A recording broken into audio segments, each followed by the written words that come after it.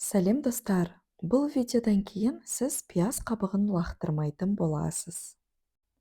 Әр ас үйде табылатын пияздың пайдасын бәріміз білеміз.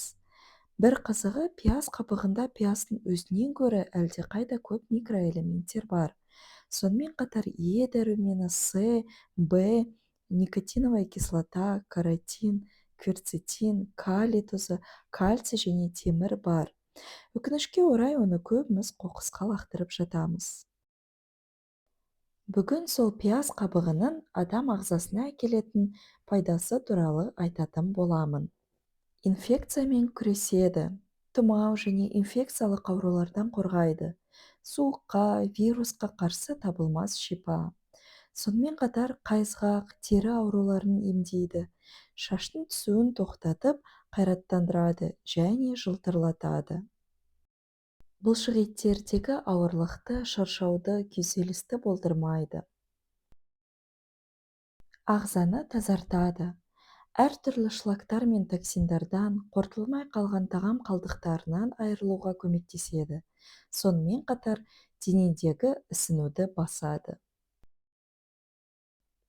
Қан айналымын реттейді. Варикоз, геморрой, атеросклероз ауруларынан айықтырады. Ағзадағы артық тұзды шығарып, буын ауруларын емдейді. Онкопротектор. Пияз қабығының құрамындағы кверцетин қатерлі ісік ауруларына қарсы тұратын ферменттердің көбеюіне көмектеседі.